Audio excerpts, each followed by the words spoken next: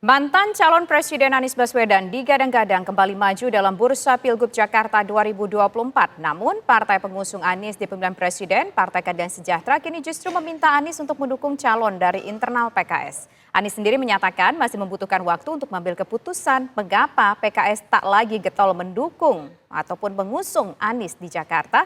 Apakah partai dakwa ini mulai menghitung timbal balik politik?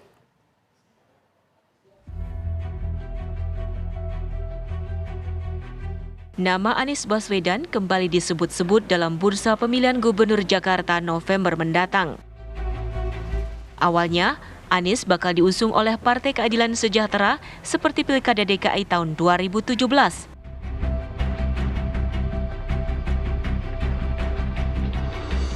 Namun belakangan, Sekjen PKS mengungkap partainya ingin mengusung kadernya sendiri dan meminta Anies untuk memberikan dukungan.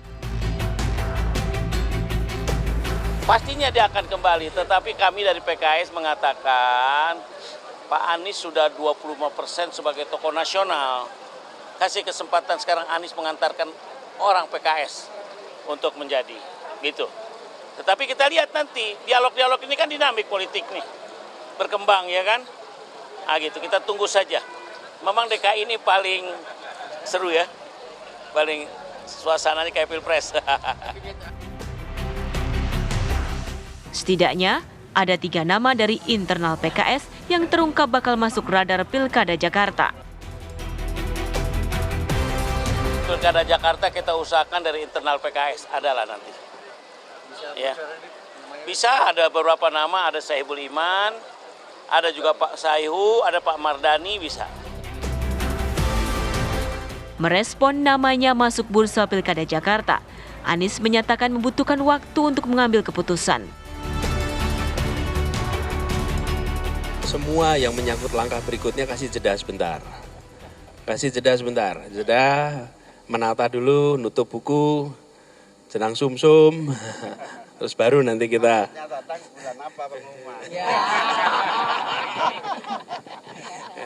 Nanti ini dah, biasanya Gus Imin tuh, Gus Imin tuh istikharahnya mantap. Jadi kita nunggu istikharahnya Gus Imin dulu. Nah, kalau Gus Imin ada ini nggak Gus? Tadi kan soal perjuangan dilanjutkan Pak Anies, no, digosok-gosok dikit nggak sama nggak? Rasa manas-manasi.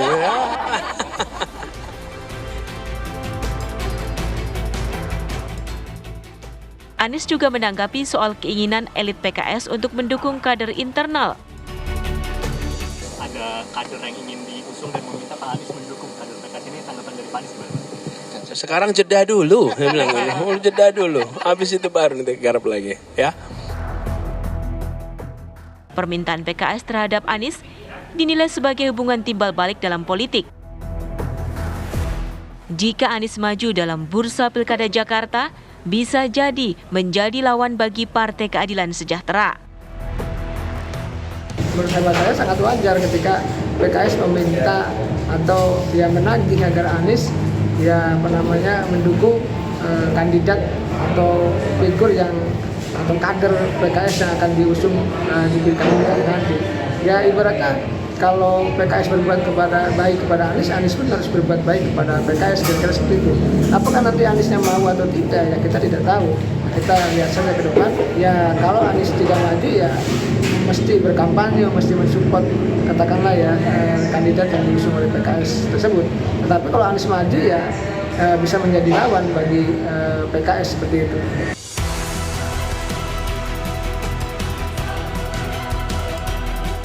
Dalam Pilkada 2017, Anies yang berpasangan dengan Sandiaga Uno diusung PKS dan Partai Gerindra.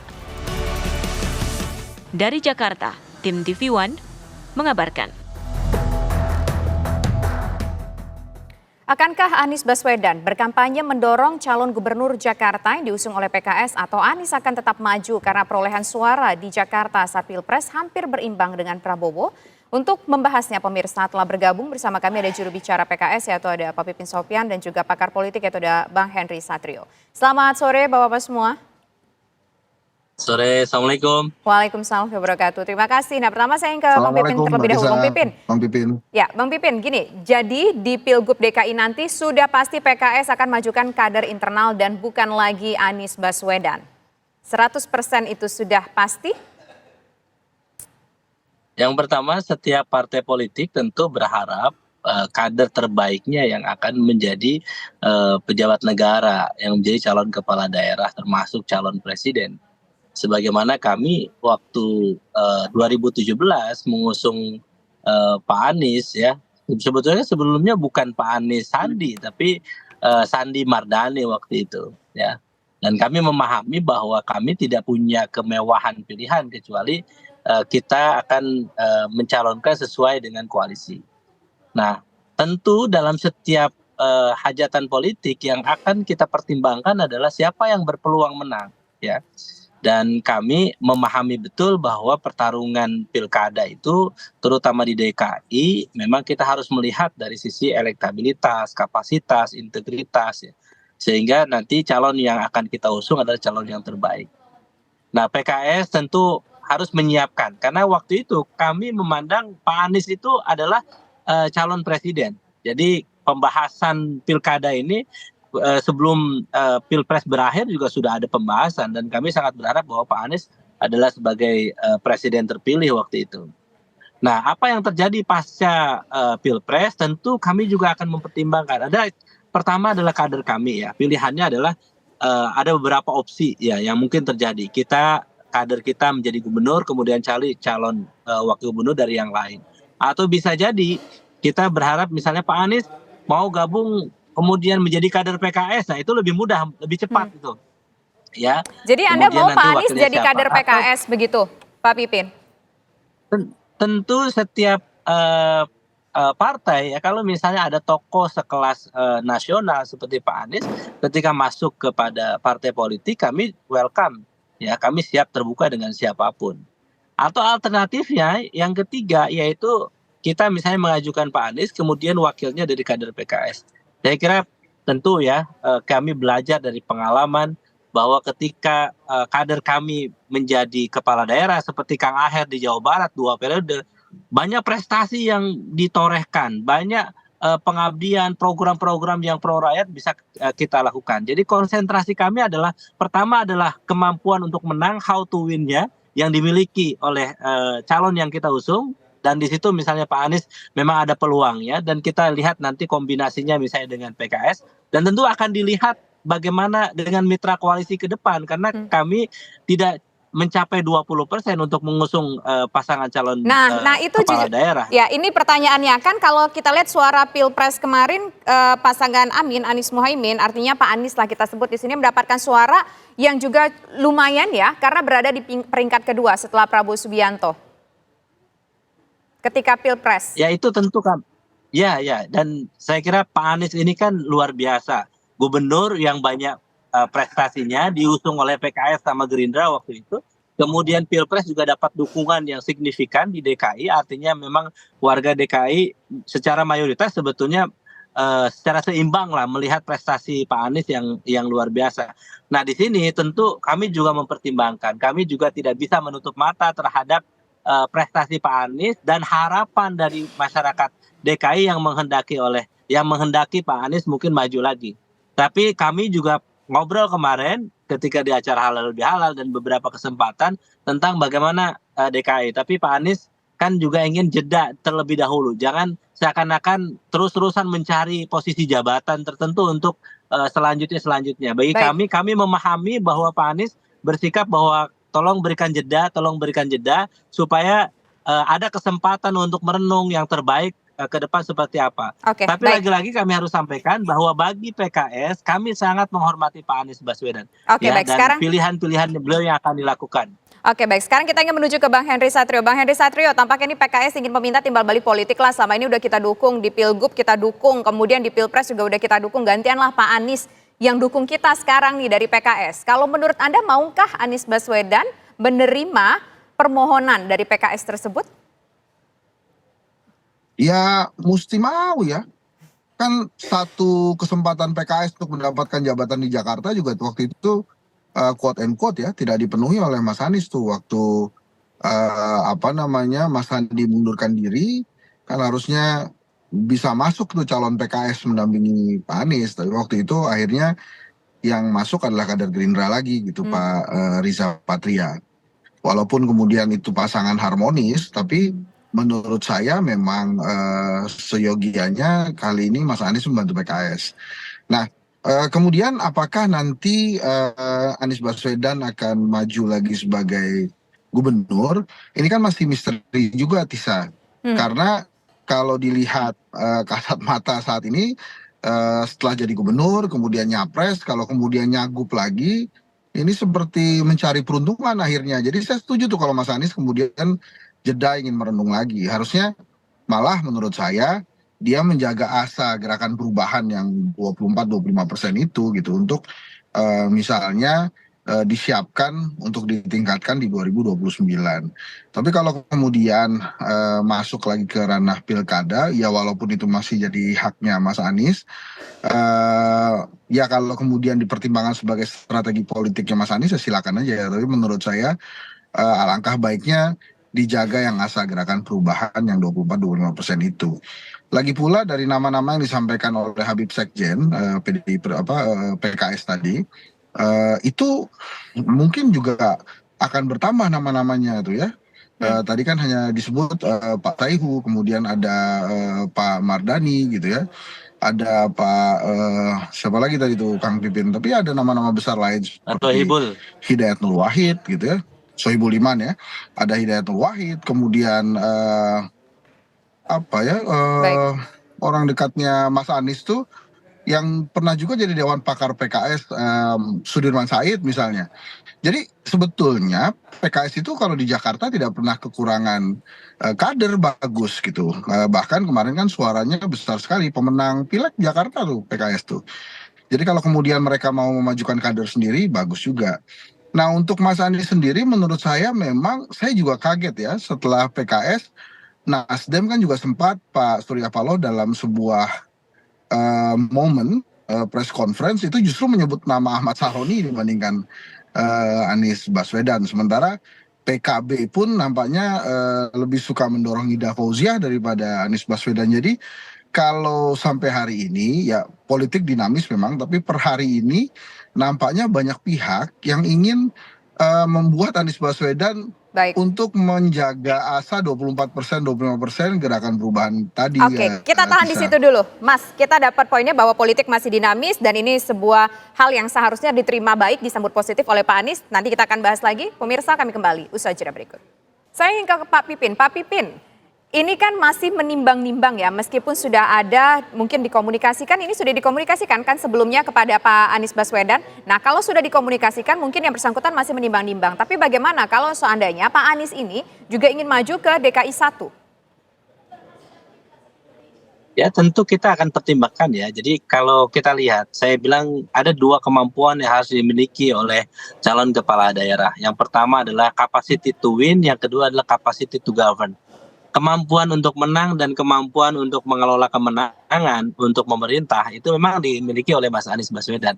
Tinggal bagaimana nanti siapa pasangannya ke depan ya, dan siapa partai yang akan mengusung. Jadi kita tentu akan mempertimbangkan koalisi dengan siapa, kemudian nanti pasangannya siapa, karena kita tidak bisa sendiri memutuskan. Jadi PKS meskipun pemenang pemilu di DKI Jakarta, tetap kami belum genap 20%. Jadi kami harus mempertimbangkan mitra koalisi kami. Dan tentu sekali lagi kami akan berusaha untuk memprioritaskan kader kami ya untuk menjadi calon kepala daerah. Kalau sekali lagi tentu harus ada negosiasi dengan mitra koalisi kami. Dan yang kedua tadi dua kemampuan itu harus dimiliki. Dan siapa yang kira-kira bisa, yang cocok, yang kira-kira bisa diakomodasi oleh mitra koalisi, Dan juga kita akan pertimbangkan tadi kalau dari internal PKS misalnya ada Pak Sohibul Iman, Pak Mardhani, atau dari Pak Presiden atau Pak Hemerudin saat ini Ketua DPW PKS DKI Jakarta. Kami akan pertimbangkan apakah jadi gubernur dari kader kami atau misalnya kami jadi wakil, atau kita akan mencari tentu yang terbaik dan kita akan dengarkan aspirasi dari masyarakat. Kita akan lihat hasil survei, kita akan tanyakan bagaimana struktur kader PKS, para pemilih PKS. Jadi bagi kami sangat hormat, respect ya, termasuk kalau misalnya tadi Bang Hensat bahwa Pak Sudirman Said juga memang siap untuk dicalonin, kita akan pertimbangkan ya. Salah satunya apakah nanti Pak SS, Pak Sudirman Said atau Pak Anies salah satunya masuk ke PKS sehingga nanti kita akan calonkan. Ya, jadi tentu sekali lagi kami akan pertimbangkan yang terbaik dan kita akan dengarkan struktur kader dan para pemilih PKS dan masyarakat PKS di DKI Jakarta untuk memutuskan siapa gubernur atau wakil gubernur yang akan diusung oleh Partai Keadilan Sejahtera. Nah, kalau kita tahu juga bahwa kita kalau bicara soal DKI 1 ini juga mungkin kita harus runut lagi ke belakang begitu ya ketika Pilpres. Tapi kan ketika Pilpres ini Nasdem juga salah satu yang mengusung Anies Baswedan. Kalau seandainya Nasdem ini meminta Anies Baswedan untuk menjadi calon DKI 1 yang diusung oleh Nasdem, bagaimana? Apakah PKS tidak akan merasa kehilangan potensi untuk bisa menang atau bagaimana, Pak Pipin? Ya, memang kita harus pahami bahwa kami Nasdem, PKS, dan PKB beberapa pekan lalu sudah bermusyawarah, diskusi ya di antara ketiga partai ini untuk melanjutkan koalisi perubahan di tingkat nasional yang diturunkan ke tingkat daerah, dan sementara ini yang sudah disepakati adalah di DKI Jakarta. Jadi pertimbangan-pertimbangan kami bisa bersama dengan Nasdem dan PKB tentu itu akan kami kaji ya, kita tindak lanjuti, dibahas di Musyawarah Majelis Syuro PKS untuk di DPTP dan di DPP PKS untuk menentukan siapa calon gubernur yang akan diusung. Tentu kami akan mempertimbangkan, sekali lagi kami akan dengarkan aspirasi masyarakat DKI Jakarta, siapa calon gubernur yang akan memimpin DKJ ke depan. Oke, baik. Sekarang kita ingin ke Bang Henry Satrio. Bang Henry Satrio, kalau seandainya lah Anies bersedia untuk memberikan endorsement kepada calon yang nanti diajukan PKS sesuai dengan requestnya PKS, apa sih benefit politiknya yang akan didapatkan oleh Anies Baswedan? Ya, yang pertama adalah jiwa besar Anies Baswedan itu akan mendapat poin penting ya. Dan kemudian kalau dia mempertimbangkan untuk maju lagi di 2029 di Pilpres, tentu saja PKS tidak akan melupakan jasa Anies Baswedan begitu saja. Hanya Tisa, di pilkada ini ada satu hal yang mengkhawatirkan saya, gitu ya, yang kemudian bisa membuat banyaknya kotak kosong yang akan bertebaran di pilkada. Yang pertama adalah kekhawatiran terhadap atau dissenting opinion yang disampaikan oleh 3 hakim MK tentang apa yang dilakukan, apa yang terjadi pada Pilpres kemarin, gitu ya, yang ada PJ terlibat, kemudian bansos dan lain-lain. Yang kedua, mungkin akan banyak juga tokoh-tokoh yang lolos ke parlemen yang tidak ingin maju ke pilkada karena harus mundur dari pilkada gitu. Padahal harus mundur dari pileg gitu ya. Sebagai calon legislatif gitu, harus mundur dari calon legislatif padahal mungkin mereka kemarin sudah mengeluarkan banyak sekali logistik. Jadi di Jakarta misalnya yang pertarungannya begitu keras, ini saya khawatir juga gitu, siapa kira-kira tokoh yang kemarin lolos ke DPR, lolos ke Senayan maupun lolos ke Kebun Sirih ya, kemudian akan berani meninggalkan jabatan dia sebagai anggota DPR dan DPRD atau DPRD untuk maju ke perhelatan Pilkada Jakarta. Demikian pula dengan daerah-daerah lain sebetulnya. Makanya saya kok deg-degan jangan-jangan di November 2024 nanti kita akan banyak sekali menemukan fenomena kotak kosong gitu ya. Karena alasannya dua, yang pertama anggota legislatif yang rata-rata adalah tokoh masyarakat di sebuah wilayah. Sudah banyak yang menjadi anggota DPR dan kalau mereka mau maju ke pilkada harus mundur. Kemudian yang kedua, dissenting opinion yang menyebabkan trauma politik yang luar biasa bagi para tokoh-tokoh yang akan maju ke dalam perhelatan pilkada gitu, Tisa. Oke, baik. Terima kasih Bang Henry Satrio, terima kasih juga Bang Pipin Sopian sudah bergabung bersama kami. Politik masih dinamis, tentunya masih kita tunggu nanti Agustus apakah kira-kira Anies Baswedan bersedia memberikan endorsement kepada calon PKS atau justru mungkin nanti PKS bisa bekerja sama lagi dengan Anies Baswedan dalam konsep yang berbeda begitu. Baik, terima kasih Bapak-Bapak sekalian.